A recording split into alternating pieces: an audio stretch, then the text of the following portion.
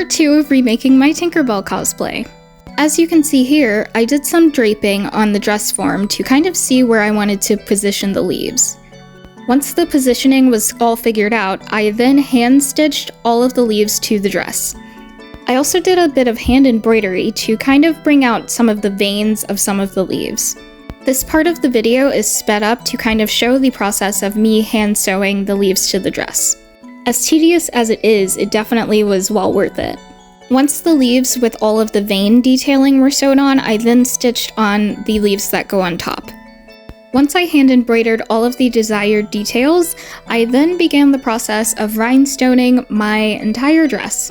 As of the time of me doing this voiceover, I have currently added around 4,000 rhinestones by hand to this entire dress, and it is definitely a tedious process and requires a lot of patience. This part of the video is currently sped up, but the next part of this video is not.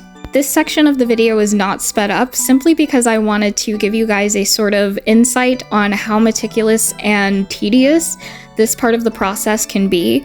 I had to hand place each individual rhinestone and glue it down, and that takes a lot of work. So the next part of this cosplay that I wanted to work on was the corset. And for this corset, I am using actual real leaves. So in order to do this, I had to soak them in a mixture of glycerin and water. I did this to preserve the leaves so that they don't rot while the cosplay is being worn or in storage.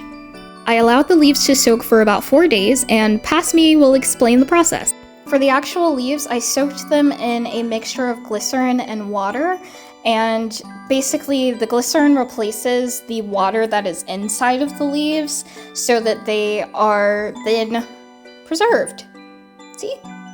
Which is super, super cool.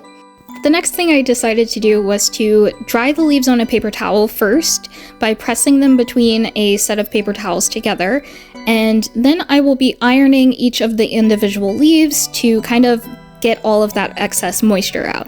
But before we do that, we are going to pattern out the corset. In order to do this, I used the method of wrapping myself in cling film, and then I covered that in some Scotch tape.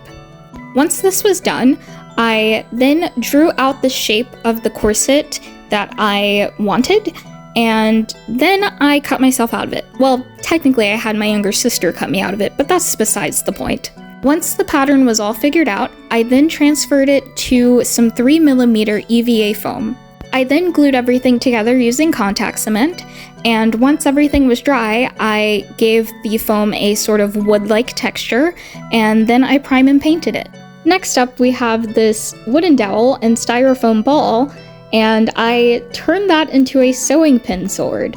Now, I forgot to film the process of me creating this, but if you guys want to break down, just let me know.